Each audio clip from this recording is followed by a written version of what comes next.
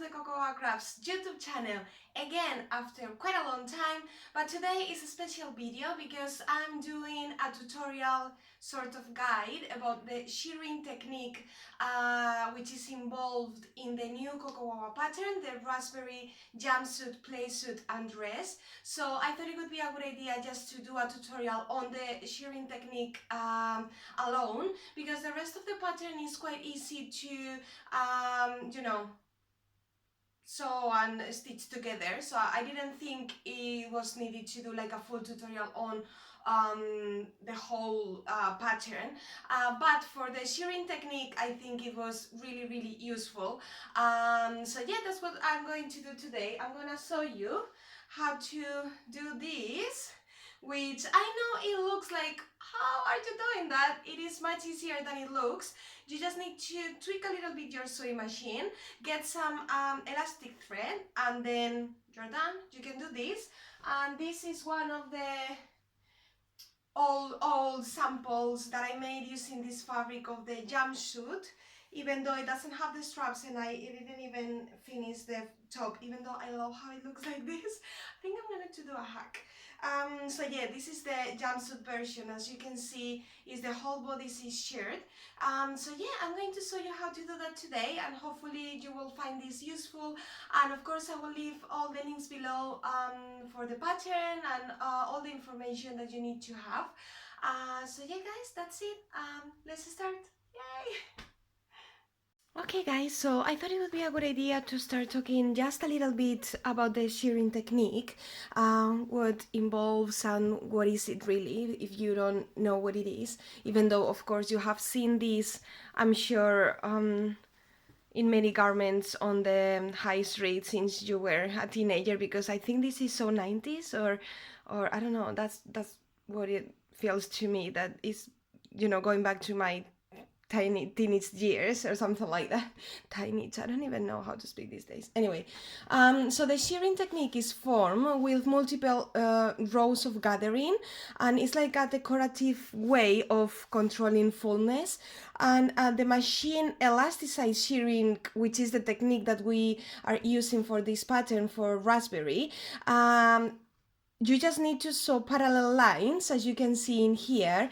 In this case it's along the bodies only, even though we have quite a few rows of this gathering technique, and it creates like a sort of gathering effect. As you can see, it is stretchy and flexible, and it is great because it hugs the bodies, so the fit is quite easy to achieve, but at the same time it expands, you know, and contracts comfortably with the movement. So yeah, it is quite nice to wear, you know, mainly during summer months, I think, and in spring as well. It is really comfy.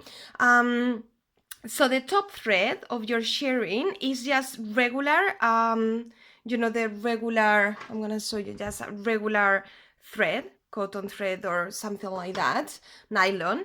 And then the back, here is the back, is this thread, which is the elastic thread. In this case I'm using as well Gutermann thread, because I've tried a couple that I just bought from you know, eBay or Amazon, and they were cheaper, not like a branded one, and for some reason it didn't work as well. I think Prim as well, they make really good elastic threads. The only thing is, like, of course you need quite a few of these reels just for the bodies, the front and the back. So on the instructions I say that you need 3 maximum for the front and 3 for the back, and maybe a couple more just for testing.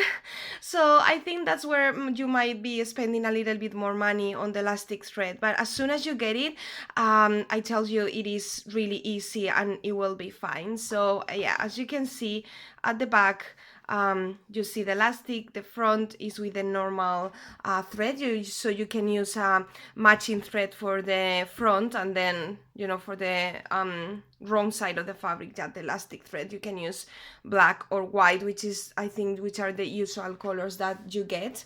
Also, I want to say that the best fabrics, and there is something that I also say on the instructions on the pattern, the best fabrics for the shirring technique and for this pattern are lightweight fabrics, woven fabrics like voile, batiste, crepe, linen, cotton, single gauze, cotton satin, rayon, viscose, all those types of fabrics work well. And even between those fabrics, within those fabrics, it will look different. So you need to test always on a scrap of fabric how it looks, the shirring technique on yours, because you know, the goal is for the bodice to shrink half its size, but of course it all depends on your sewing machine and the fabric that you are using. So I will always ask you to test on a piece, you know, on a scrap of fabric, just to see how your fabric reacts to the shirring technique, okay? And now we are going to move on to the changes that you need to make on your sewing machine, okay? Let's do it. Okay guys, so this is my sewing machine, my Yanome in all its glory. So I'm gonna show you the changes that I made on my sewing machine to achieve the perfect shirring, you know, technique for this pattern. So first I'm gonna tell you, I'm just checking my my notes so that I don't forget anything. Okay, first, the length of your stitch here, you need to put it up to maximum or between 4.5 or 5, which is like the usual based stitch, okay? So that's the best stitch for this because it will help create the gathers. It's just like when you do your gathering, you know, your gathers without using elastic thread, it's the same way. So you need for the stitches to be the longest possible. So just change it to 4.5 or 5, okay? Also for the upper thread tension, go to 4, okay? It's usually on my machine, it's usually between 3 and 4, go to 4, okay? So that one should be in there as well. Then the next step is the one that is a little bit more fiddly. So there are two different types of sewing machines. I'm sure that you know that. Some of the sewing machines, okay, you get your bobbin and you put it from the top, but then you get some sewing machines where your bobbin case goes that way. Okay, I don't have a sewing machine with bobbin going front, so I'm gonna leave a link on the description box to a tutorial where the person just shows you how to do that one, because I think it is a really good tutorial. And honestly, because I don't have the sewing machine myself, and also sewing machines with the front bobbin case, it is easier to adjust the tension. You will see how. Anyway, on the instructions you will find information about how to do this as well on the other type of sewing machine. But because this is the sewing machine that I've got, I'm going to show you how to do it with this one, okay? So the first step before we do anything in there, because we need to make a few changes in there, apart from the length of the stitch that I've just shown you, apart from the tension of the upper thread, change it to 4.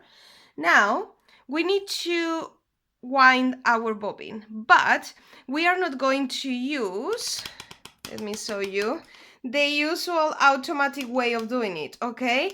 We are going to actually, sorry for moving the camera. So we are going to do it manually. Why? Because if we use the automatic one on the machine, the tension of the elastic thread is going to be too high, is going to be too much. So what we want is just to achieve the correct amount of tension in here. So, and as I said, the bobbin thread is the elastic thread. The normal thread, like the one on the outside of the fabric, is a regular thread, okay? So only the elastic thread comes from the bottom. There you go. So, usual way of doing this manually at the beginning, I'm just starting by wrapping around, and I'm not wrapping around just like this, okay? Just loose. I'm going to just tighten it a little bit, okay? Not much, not loose, just something in the middle. As you can see, I'm, you know, stretching the thread, the elastic thread, just a little bit. So what I'm doing is that I feel like, you know, I'm holding a little bit the thread so that it is a little bit elastic, like stretched within the bobbin. Doing it that way, I'm gonna do more on this side. So you put as much as you can, don't go all the way, okay? It's better just to have to do this a few times while you do your bodies. This process is a slow process, okay? But I think it's great because then, I mean, I was so happy when I learned this technique. I was like, wow, I love this. It took a little bit of time and test, but then as soon as I got it, I was like, yes, I love this technique. Hopefully you won't hate me much and you will like doing this as well. So, done. I'm not going to put more.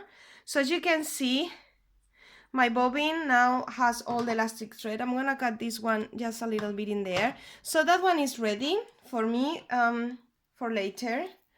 I'm gonna leave the rest there. And now is when we are going to make the necessary changes on the tension of the bobbin so that this technique actually works. So I'm gonna take out my foot so that it's not in the way.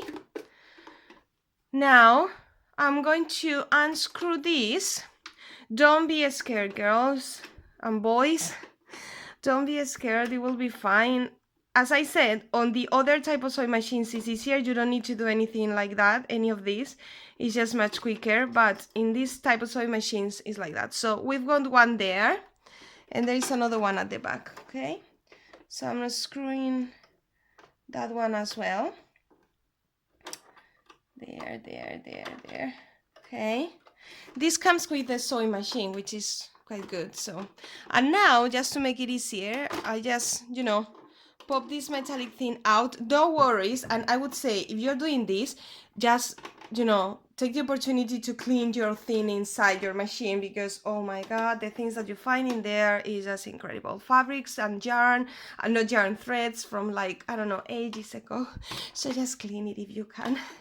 Okay, so I'm gonna go a little bit closer in there. Let me see if I can do a little bit of zooming and you can still see. Yeah, I think it's fine. Okay, so you see in there, this is the bobbin case holder. So in your other type of sewing machines, the other ones that I told you about, you know, you maybe you don't know, but you need to put your bobbin inside and then you put it in. So it's more or less the same. So this one is the one that you need to take out. And now, with one of those, I use this tiny one because it was, you know, easier to use rather than the massive one. So here you will see that you've got, hopefully this is focusing, maybe I need to go a little bit, not as much in there. Okay, so here you see you've got one screw and another one in there, okay? So you need to focus only on that one, okay? That one, not that one. That one we leave alone, okay? So it's this one. So what you do is to turn it to the right as far as it goes, okay? There you go. That's my limit. I cannot turn it more. Oh yeah, I could. Okay, so I turn it, there you go, as much as you can to the right. Sometimes on some tutorials it says just with one turn it should be fine, but I discovered with my machine it was all the way to the right. And then please remember how many times have you turned it to the right, because when you finish this you need to do it to the left. You need to go back and you need to remember if you did it twice, once, or how many times you turned your screw. So there it is, all the way to the right. I just put it back where it belongs. This bit always takes me a little bit of time. Out there.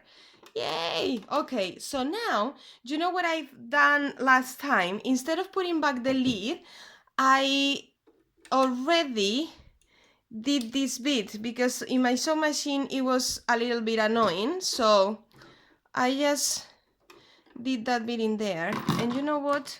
I'm going to also cut that one a bit more just in case it gets all tangled up in there.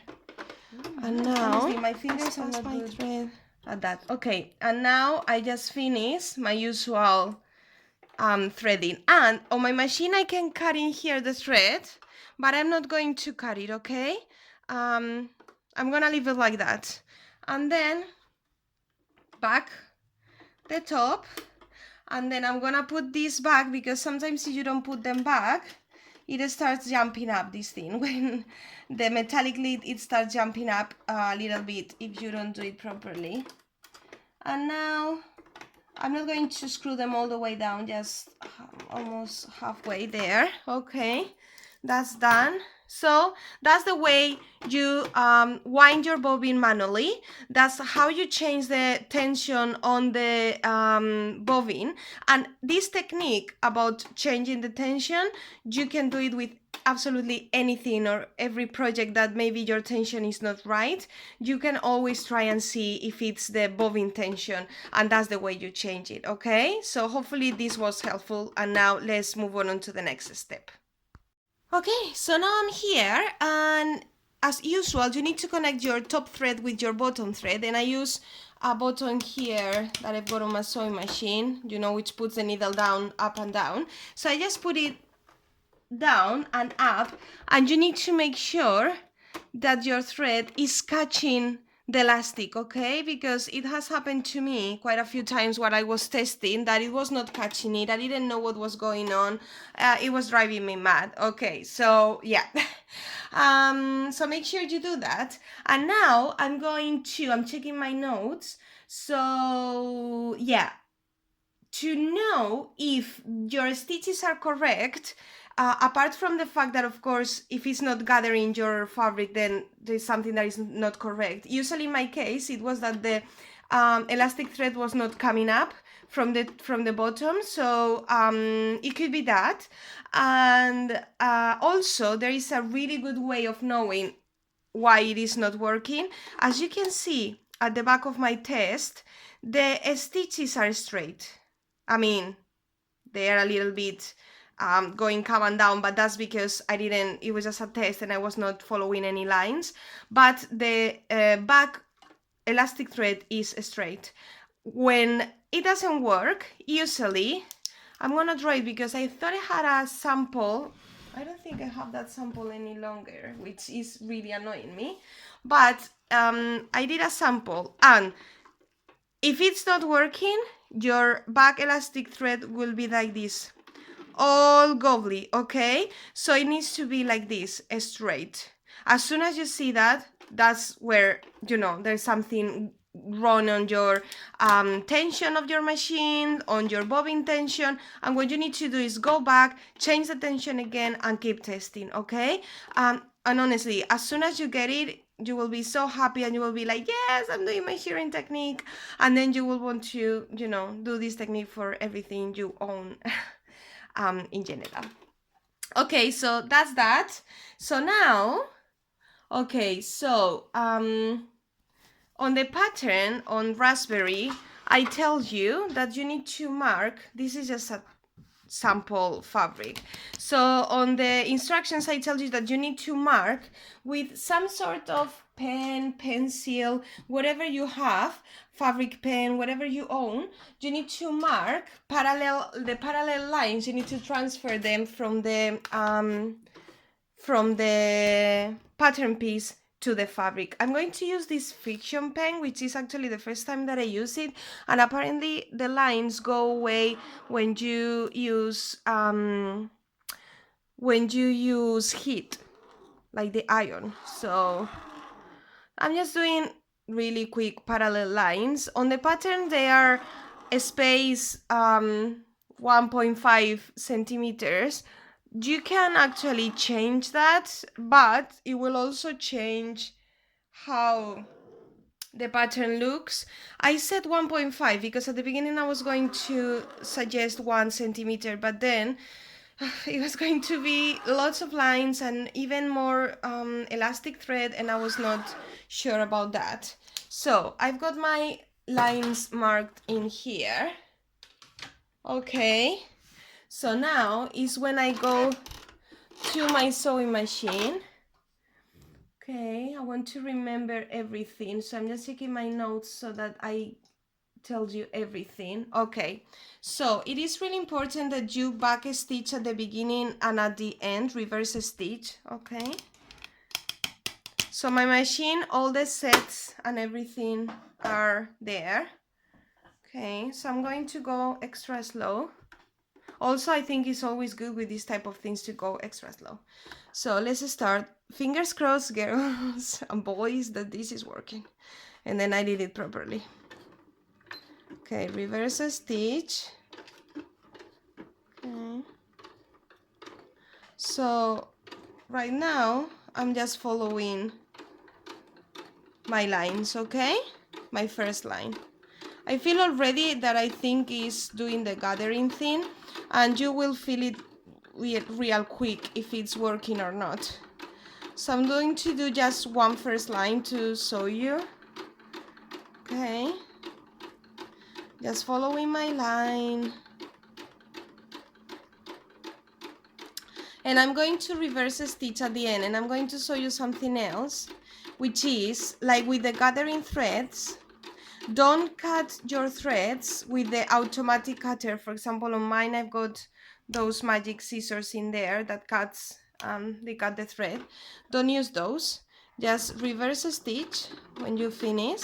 Okay, and now needle up, okay, to the left.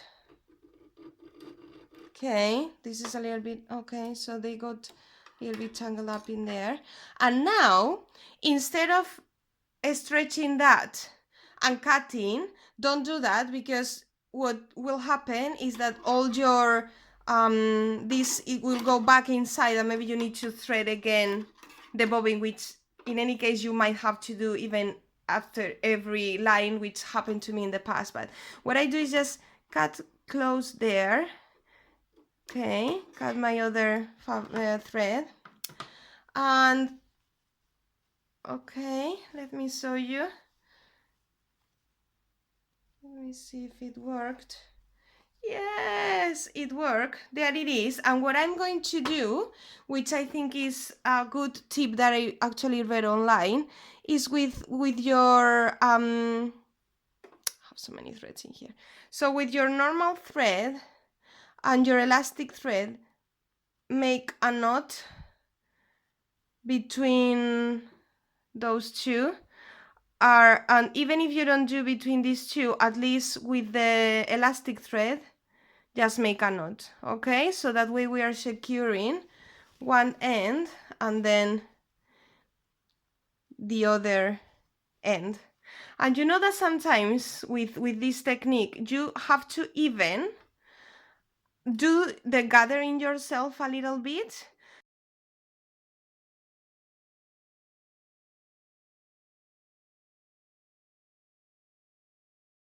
So I'm adding a trick, a tip that one of my testers showed me regarding the shirring technique.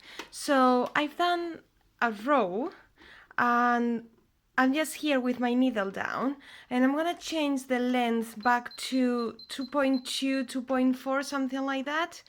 I put my foot up. You see, that's the end of the line where I told you before that what you need to do is to, you know, cut your elastic, make a knot, and then start again on the next row. So she told me that a good technique was to, you turn it this way, you go down the centimeter and a half or the centimeter that you want for your straps of like your lines of shirring to be spaced, and then you see you go back down, you go back to 5.0 length, and back to shirring, I don't know why I said shirring, back to shirring. Okay, so you go all the way. So this way you don't have to do one row, tie knots on one end and the other end, and then again start another row. This way you can continue till you run out of elastic thread on your bobbin, which is something that you need to check just in case you run out of elastic right in the middle of a row, which is really annoying. So as you can see, I'm gonna cut this thread. So I'm reaching the end of this row in here, and I'm gonna do exactly the same there. Go back to 2.2, 2.4. I turn my fabric towards me this way, go down there, needle down, turn, and then you're ready for a new row, and then back to 5.0. You see? So that way I'm doing it. What I see is that the shirring is maybe a little bit less tightened up than when I do the knots on every single row. So if you do this technique on one bodice, then you know the front, then you do it on the back, and vice versa. But yeah, I think it is a great technique if you just want to go on one go and you don't have to cut your elastic every single time. So yeah, another trick. And this is how it is supposed to look on the sides now. I think it is a great tip, and the results are similar, well, I think even neater. So yeah, I just added this to the main blog. So this is a different technique that you can also use rather than, as I said, doing all the knots on the sides. So it's just going in one go, turning, changing the length as I showed you, and then all the way down. I mean, check always that you still have enough elastic on your bobbin, because yeah, you will run out of elastic thread along the way, but that's fine. You can just stop on one of the lines, make a knot, and then start again, and it looks like this. Yay!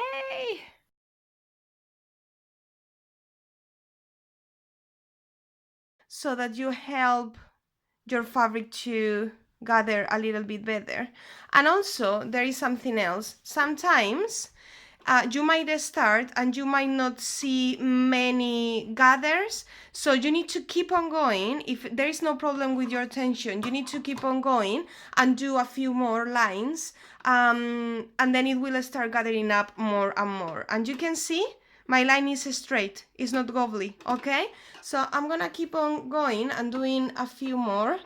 I'm checking, and I can see now here, this is one of the things that keeps happening to me. So I've lost, my thread is not threaded properly. It is missing that bit in there. This one is not okay. So I'm putting it back in there, so it's fine. I mean, if you have to do it with every line, I know it's a little bit annoying. Maybe it doesn't happen with your machine, but it happens with mine. So there you go, connected. Hopefully it will work. Now I'm going to start with the second row, and in this case it is really important that you stretch out your fabric, okay? Don't let it all crumple up and then sew. Just stretch out every single time you do a new line, okay? It will get a little bit more difficult as you add more and more lines, but just try to stretch it out as you sew, okay? So there we go with our second line. Trying to stretch it out as much as I can, but for some reason I can't do it properly here, and it's annoying me a little bit. So yeah, I mean, I've done the hard work so that you don't have to, but you have to test this yourselves anyway.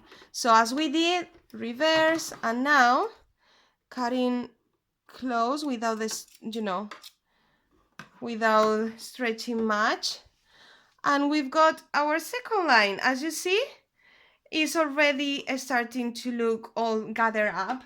So now I'm gonna check, okay, remember if you want to do the knot at the beginning and at the end.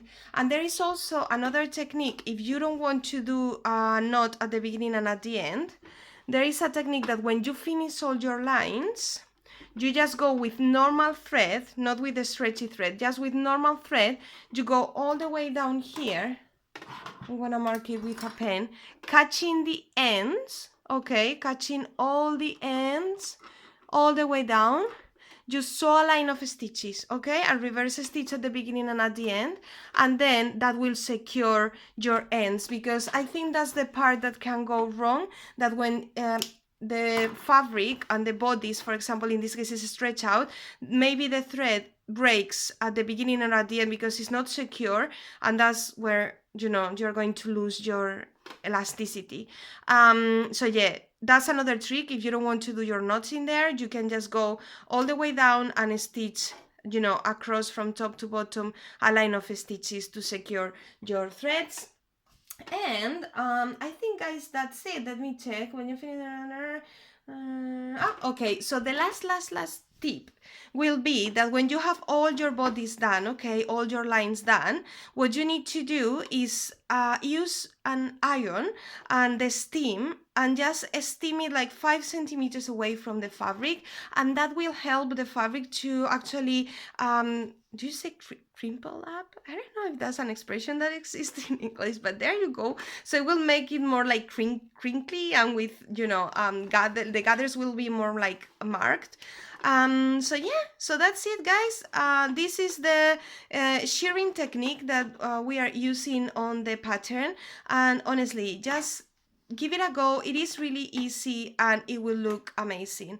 And yeah, then it will be something like this, and then the whole bodies will be done, and it will be so very comfy to wear for summer.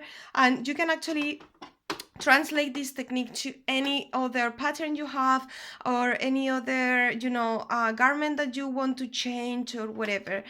Even you can do this on the sleeves of a dress. I think it will look so cute.